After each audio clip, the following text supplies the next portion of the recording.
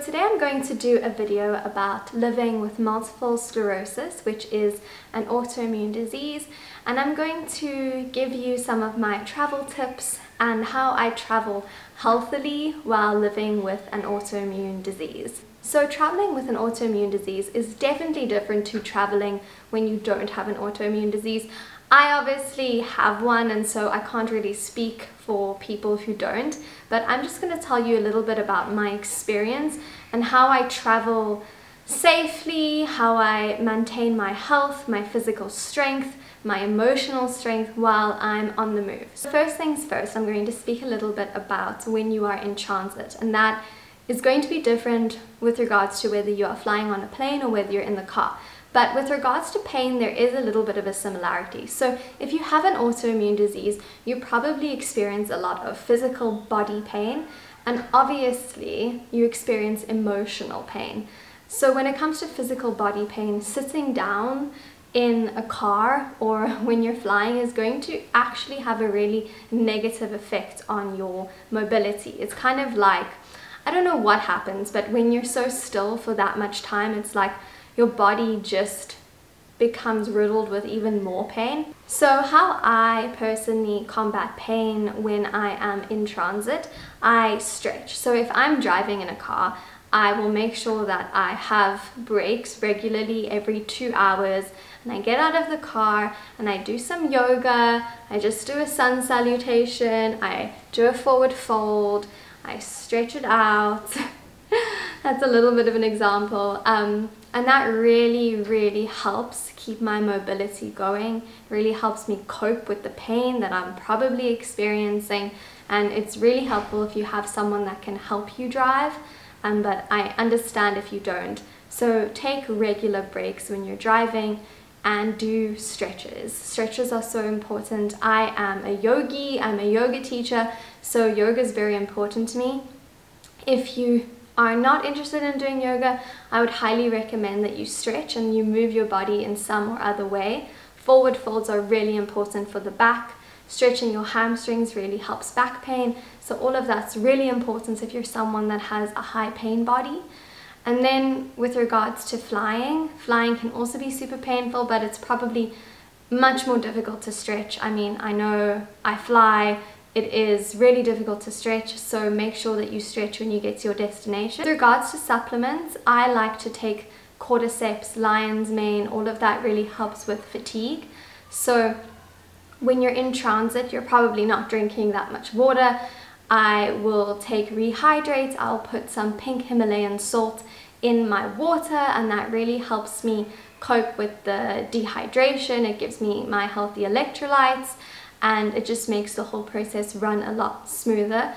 Hydration also really helps with pain. So if your body is feeling really sore, you don't want to be dehydrated. It's going to add to that pain. So just drinking, I know it sounds so silly, but drinking lots of water can really help your pain body and really help you cope with that pain.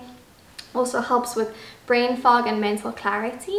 So we've got our cordyceps, lion's mane. I also take some ginger. Ginger really helps with nausea when you're in transit. Another thing that I really want to speak about is your routine and sticking with your routine when you're traveling. Often when we go to a new destination, everything that we do at home goes out the window, and that can actually be quite bad, especially if you're living with an autoimmune disease and you've figured out some kind of a way to be stable when you're at home in your everyday environment. Try and stick with those things that keep you stable when you're on vacation or when you're at this new place. So for example, yoga and meditation, well, yoga is meditation, but asana and meditation, my yoga practice, are really important to me.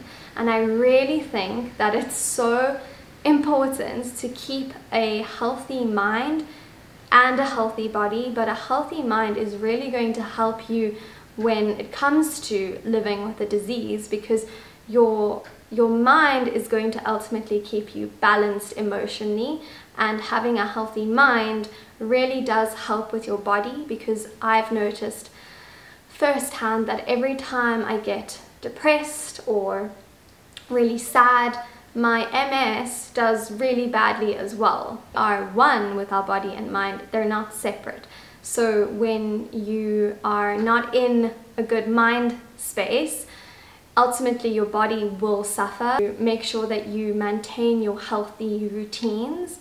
I would highly recommend yoga, asana practice and meditation because that is really important to me, and I think that everyone with an autoimmune disease could really benefit from the effects of having a spiritual practice and a thing that is just for you, something that you can connect to with yourself, something that you can align with the universe and just kind of feel okay with everything that's happening, because it can really be sometimes quite hard and sometimes depressing. So a routine and sticking with your routine is very important to cope with your autoimmune disease when you're traveling. Like I said, I recommend asana, I recommend meditation, I recommend a full yoga practice with breathing techniques and all that beautiful stuff. When it comes to supplements, I'll just quickly repeat. Cordyceps are amazing. Lion's mane, Himalayan salt in your water. I like to have ginger and lemon water, really helps me. So I would also just figure out what works for you and what doesn't work for you. So you need to have a way to communicate with the people around you, what your energy levels are like. So a lot of people with diseases work with spoons. I am in negative spoons. I have 10 spoons, things like that. Have a way to know your body and know yourself and communicate that with the people around you, just so that they can better understand how they can help you. And often your energy levels will fluctuate when you're traveling. It can be really, really intense on the body. So having a lot of breaks, if you have a day where you're moving a lot, make sure that the next day you have time to just be still. My whole life is structured around having a healthy, happy, positive life. Living with MS can be challenging, but there's also ways that you can structure your travel so that it fits in line with your illness, and so that you don't have to let your illness get the best of you, or you don't have to lose yourself traveling, and then in the long term that could be quite bad and it could affect you badly. Make sure that you have lots of time for rest and then also time for movement, keeping and maintaining that balance. I like to walk, and I think that that's another really important thing, but pair walking with stretching, because walking can also be really hard on the back and spinal cord. Again, I'm just speaking with experience, having MS and lesions in my spinal cord. It's really important that I walk and stretch and make sure that I keep having that routine. And I also really recommend that you have a structure with your sleep. So if you go to sleep every day at the same time, then continue doing that when you're on holiday or when you're traveling, just to kind of make sure that your energy levels are staying somewhat balanced. And also, sleep is really, really important for people with diseases, because sleep is when your body heals itself. So just make sure that you're still getting your sleep in.